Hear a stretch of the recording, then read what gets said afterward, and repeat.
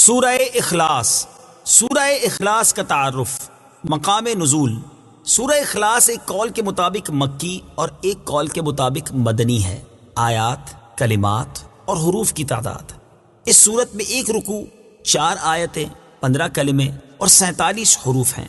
سورہ اخلاص کے اسماء اور ان کی وجہ تسمیہ، مفسرین نے سورت کے تقریباً 20 نام ذکر کیے ہیں۔ ان میں سے 4 نام یہاں ذکر کیے جاتے ہیں۔ نمبر 1، اس سورت میں اللہ تعالیٰ کی خالص توحید کا بیان ہے، اس وجہ سے اسے سورہ اخلاص کہتے ہیں۔ نمبر 2، اس سورت میں یہ بتایا گیا ہے کہ اللہ تعالیٰ ہر نقص و عیب سے بری اور ہر شریک سے پاک ہے، اس مناسبت سے اسے سورہ تنزیہ کہتے ہیں۔ نمبر 3، جس نے اس سورت سے تعلق رکھا وہ غیروں سے الگ ہو جاتا ہے، اس لیے اسے سورہ تجرید کہتے ہیں۔ نمبر 4، اسے پڑھنے والا جہنم سے نجات پا جاتا ہے، اس بنا پر اسے سورہ نجات کہتے ہیں۔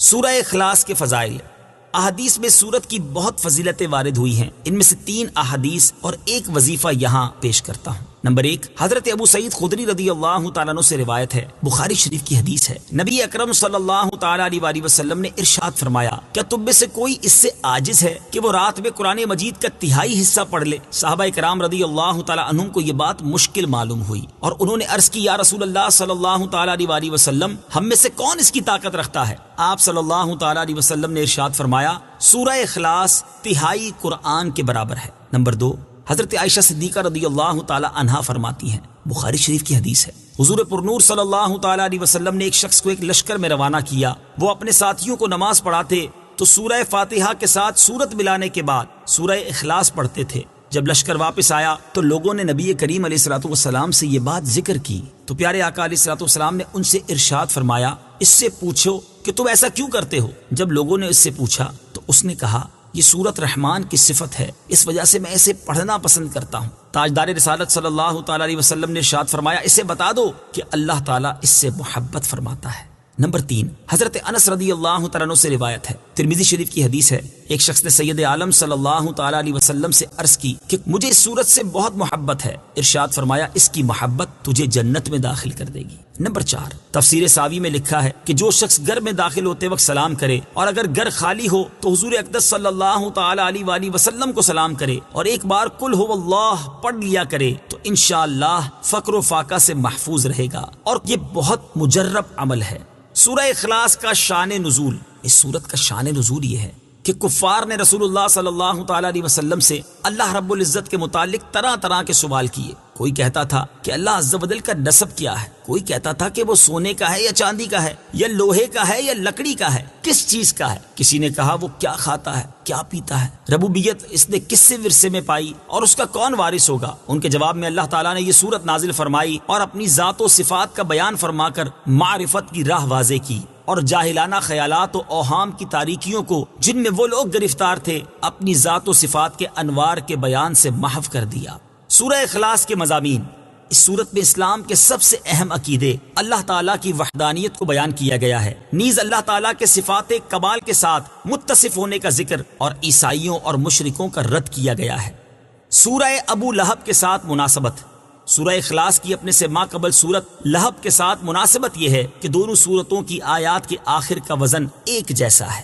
بسم اللہ الرحمن الرحیم، ترجمہ، اللہ کے نام سے شروع جو نہایت مہربان رحمت والا ہے۔ قل هو اللہ احد اللہ الصمد لم یلد ولم یولد ولم یکن له کفوا احد۔ ترجمہ، تم فرماؤ وہ اللہ ایک ہے، اللہ بے نیاز ہے، نہ اس نے کسی کو جنم دیا اور نہ وہ کسی سے پیدا ہوا اور کوئی اس کے برابر نہیں۔ قل هو اللہ احد، تم فرماؤ وہ اللہ ایک ہے۔ تفسیر صراط الجنان میں ہے، عرب میں کفار کی بہت سی قسمیں تھیں، دہریہ، مشرک، اللہ تعالیٰ کی صفات کے منکر اور اللہ تعالیٰ کے لیے اولاد ماننے والے وغیرہ۔ اس صورت میں ان سب کی تردید ہے۔ هو اللہ فرمانے میں دہریوں کی تردید ہے، احد فرمانے میں مشرکین کا مکمل رد ہے، اور اگلی آیات میں بقیہ کفار کا رد ہے۔ ارشاد فرمایا کہ وہ اللہ ایک ہے، یعنی ربوبیت اور الوہیت میں عظمت و کمال کی صفات کے ساتھ موصوف ہے، اس کی نہ کوئی مثل ہے نہ نظیر اور نہ شبیہ، اس کا کوئی شریک نہیں۔ اللہ الصمد اللہ بے نیاز ہے۔ تفسیر صراط الجنان میں ہے، ارشاد فرمایا کہ اللہ تعالیٰ ہر چیز سے بے نیاز ہے، نہ کھائے نہ پیے، ہمیشہ سے ہے اور ہمیشہ رہے گا، کسی کام میں کسی کا حاجت مند نہیں۔ لم یلد ولم یولد نہ اس نے کسی کو جنم دیا اور نہ وہ کسی سے پیدا ہوا۔ تفسیر صراط الجنان میں ہے، اللہ تعالیٰ اولاد سے پاک ہے کیونکہ اولاد باپ کی جنس سے ہوتی ہے، اور اللہ تعالیٰ اس سے پاک ہے، یوں ہی وہ خود کسی سے پیدا نہیں ہوا کیونکہ وہ قدیم ہے یعنی ہمیشہ سے ہے، اور پیدا ہونا اس چیز کی صفت ہے جو پہلے نہ ہو اور پھر وجود میں آئے۔ اس میں مشرکین اور یہود و نصارہ سب کی تردید ہے۔ مشرکین فرشتوں کو اللہ تعالیٰ کی لڑکیاں کہتے تھے، یہودی حضرت عزیر علیہ الصلوۃ والسلام کو، جبکہ عیسائی حضرت عیسیٰ علیہ الصلوۃ والسلام کو خدا کا بیٹا مانتے تھے۔ ولم یکن له کفوا احد اور کوئی اس کے برابر نہیں۔ تفسیر صراط الجنان میں ہے، یعنی نہ ذات میں نہ صفات میں، کیونکہ وہ واجب ہے، خالق ہے، باقی سب ممکن، مخلوق اور حادث ہیں۔ اس کی صفات ذاتی، قدیم، غیر محدود ہیں، جبکہ مخلوق کی صفات عطائی، حادث اور محدود ہیں۔ صدق اللہ